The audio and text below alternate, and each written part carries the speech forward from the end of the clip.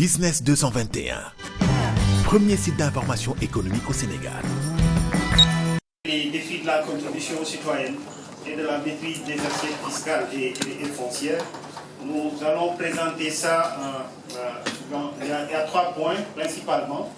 C'est d'abord de partir du contexte et des justifications, de décliner un peu les objectifs de ce programme et de parler des composantes de ce programme-là. Relativement au contexte, en héritant de la DGID, nous avons remarqué, en tout cas, et ça c'est un constat important, parce que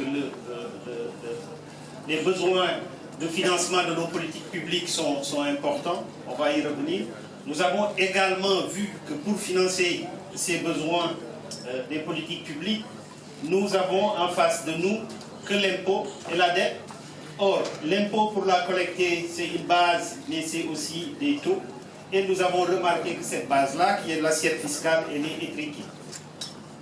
Nous avons également constaté, au niveau de la DGID, ce n'est pas que la partie fiscale, il y a la partie foncière. Les assiettes également foncières ne sont pas très bien maîtrisées. Et les services que nous avons, qui en réalité doivent réaliser l'ensemble de ces politiques-là, ont une articulation qui n'est pas optimisée par rapport à nos systèmes d'information. Et les conditions de travail également ne permettent pas, de notre sens, d'aller en tout cas vers l'objectif que nous voulons atteindre.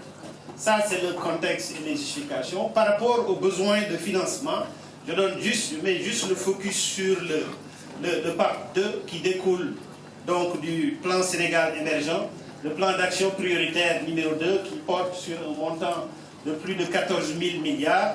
Et ces 14 000 milliards, une bonne partie doit provenir des recettes fiscales. Donc ça nous permet donc de voir l'enjeu. Et ça, c'est hors paiement des salaires, hors paiement du service de la dette. C'est juste pour financer des projets d'investissement donc, qui découlent du plan Sénégal émergent. S'agissant de l'assiette fiscale,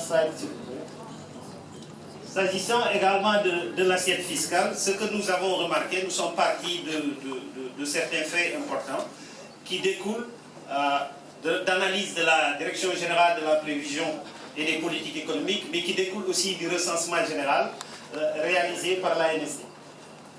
Nous avons constaté, en tout cas au niveau du recensement de la DPE, que le potentiel fiscal a été étudié par la DPE et ce potentiel fiscal se tourne autour de 25,1% du produit intérieur brut.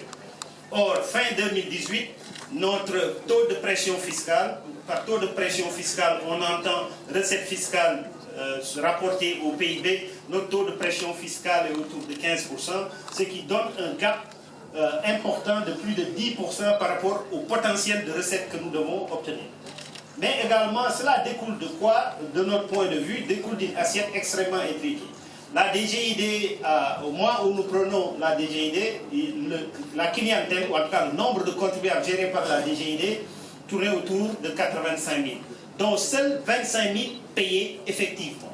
85 000 sont dans notre base, mais seuls 25 000 contribuables payent effectivement. En rajoutant à ces 85 000 ou ces 25 000, les salariés qui sont soumis au paiement de l'impôt par le biais de la retenue à la source, donc qui n'ont pas le choix, les salariés du secteur privé et du secteur public, dont le nombre tourne autour de 450 000 personnes. Si on rajoute tout ça, on est à moins de 500 000 cotisants directs, donc qui sont maîtrisés et qui cotisent directement.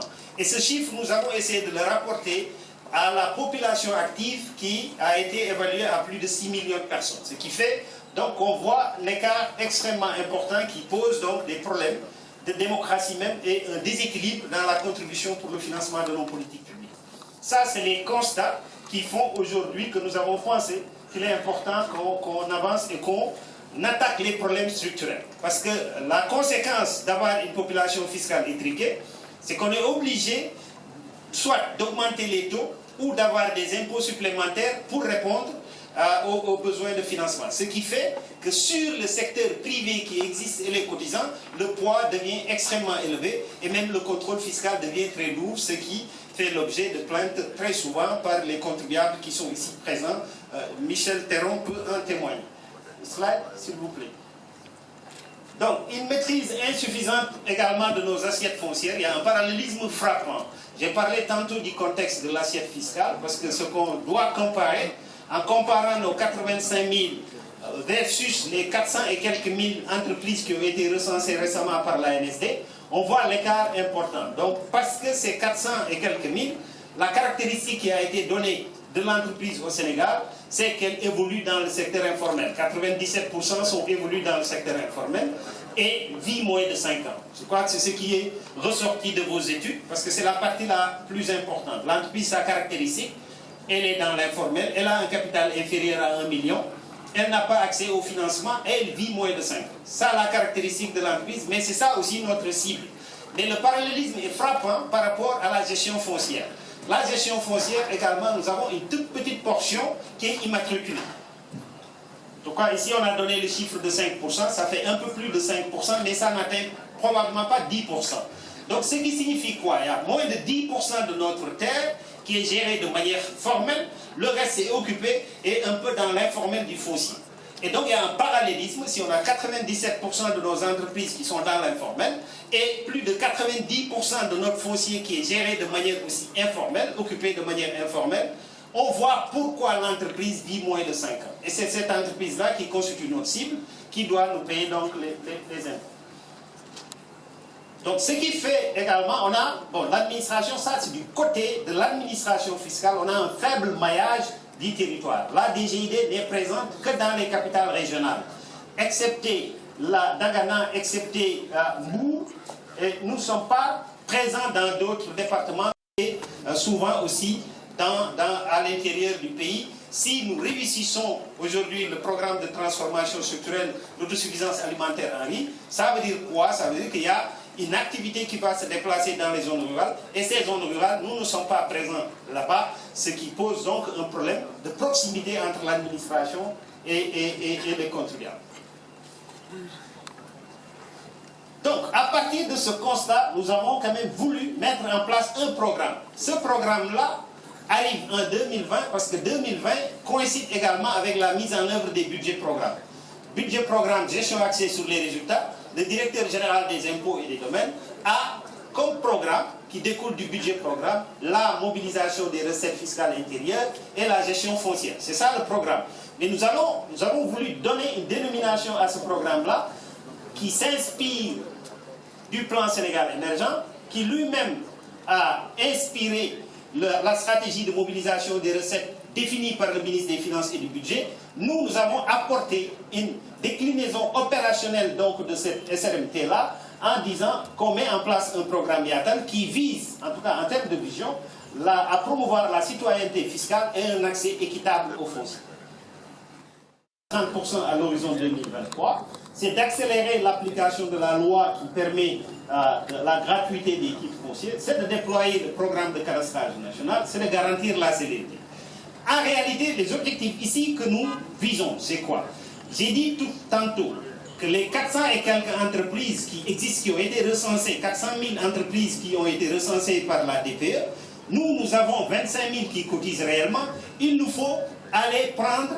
Donc si nous voulons faire un recrutement massif d'entreprises, si nous voulons faire un recrutement massif de contribuables, c'est ces gens-là qui constituent notre cible. Or, la caractéristique qu'on a donnée tout à l'heure de l'entreprise, cette entreprise vit moins de 5 ans. Si on ne trouve pas des moyens de développer cette entreprise-là, on a beau la recruter, elle risque de mourir au bout de 5 ans et notre base va s'effriter davantage.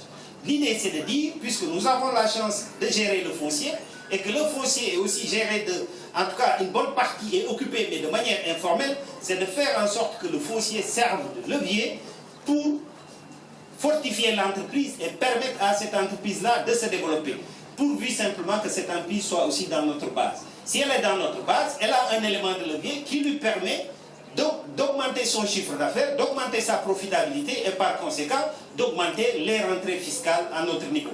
Donc le YATAL, c'est à la fois le YATAL fiscal, mais c'est aussi le YATAL foncier qui vise à approfondir l'assiette fiscale. Un recrutement massif de contribuables, plus la mise à disposition du foncier qui est un levier qui permet à l'entreprise de se développer. Les deux combinés permettent de garantir l'accumulation de recettes importantes pour le financement du développement, mais qui permet de garantir la pérennité de l'entreprise et par conséquent l'emploi.